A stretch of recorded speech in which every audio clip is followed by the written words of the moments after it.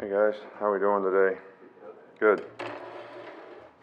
Well, as you would expect, or as I would expect in a first scrimmage, especially with the limited amount of practice that we've had, we had a lot of good things happen out there today. We had a lot of guys make a lot of really good plays, and we had a lot of guys that, didn't make good plays. But I think the most important thing, that we can do right now is everybody needs to focus on, okay, where am I at as a player? That's all that matters.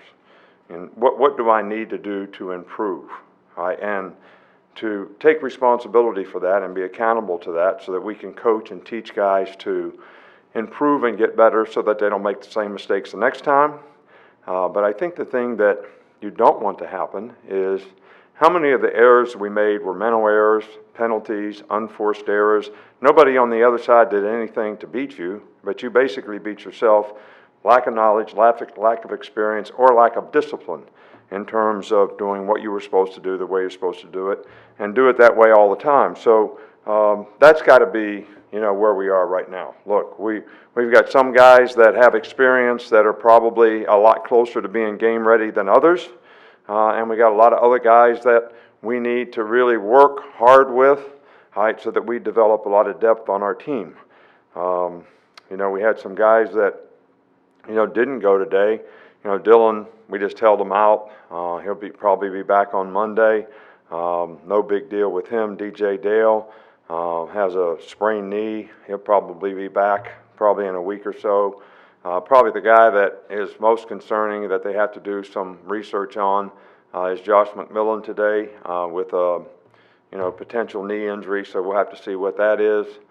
Trey Sanders did not scrimmage today because he had a foot injury that will require surgery, so he will be out indefinitely. So, but I think those are the major guys. There's a lot of other guys and Dylan is not even a major guy. He's just, kind of minor, but I figured you guys had asked me about him, but he did not scrimmage today. So, and of course, Miller Forstall is starting to work. We did not scrimmage him today, but he is doing some things in practice.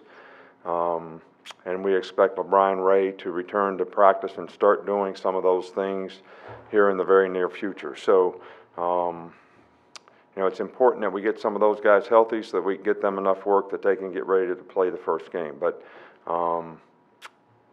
we got a lot of young guys playing out there because when you have, probably 4 or 5 guys in the front 7 on defense who weren't out there today, that means the 2s are the 1s. That means the 2s are the 3s.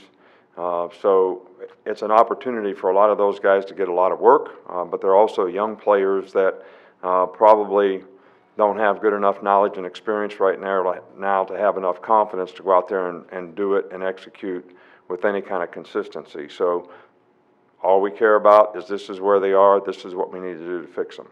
Coach, we're starting on the right with Charlie. Wanted to ask you about a couple other guys, Brandon Turnage and Matt Womack. Do you have updates on them? Brandon Turnage scrimmaged today. What are you asking me about? I mean, he's playing corner. He scrimmaged today. I think he missed one practice because he twisted his ankle or something.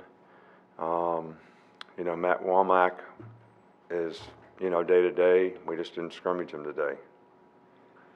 Come back around the left with Michael.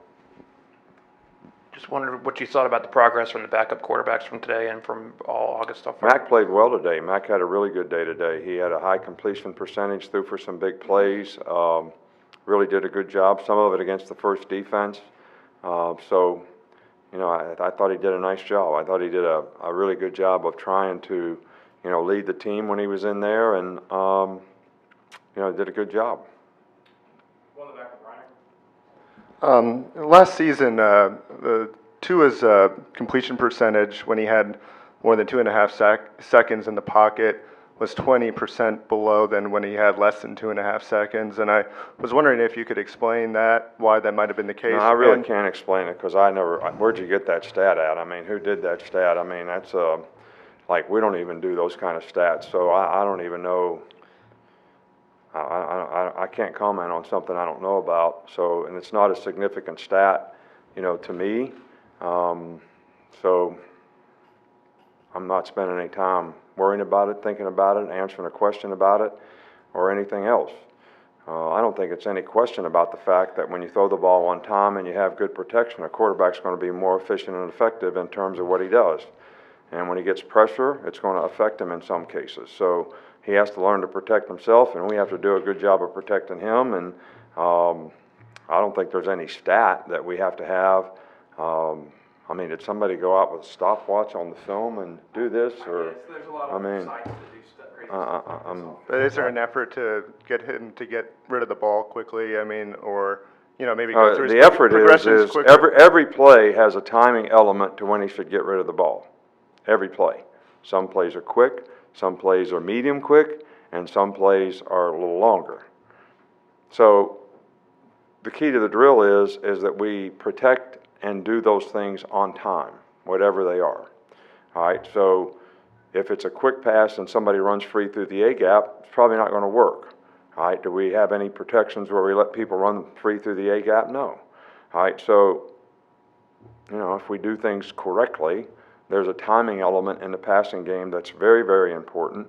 And when we do it right, I would probably agree that we're probably more efficient and effective, but that wouldn't be a surprise to me. Couple more, we'll start back with Tony. What did you see from the kicking game, the place kickers and the field goals? Oh, they did really well today. I don't know exactly what the stats were, but both punters, Will and Scott are both punting the ball really well. Will was really good on field goals. I think Joe was pretty good on field goals, so there's a lot of competition there, but it was really encouraging. We'll stay on the side coach, we'll wrap up with Charlie. Just how are Jerome Ford and Keelan Robinson coming along, and what did you see from them today? Jerome Ford and who? They both, did a good job today. I think Jerome Ford was probably the leading rusher out there, but he probably ran the ball more than anybody else. And I think Keelan had some explosive runs and played fast, and probably gives us something that some of our other guys doesn't have when it comes to just being quick, fast, and elusive. All right, coach, thank you. All right, thank you.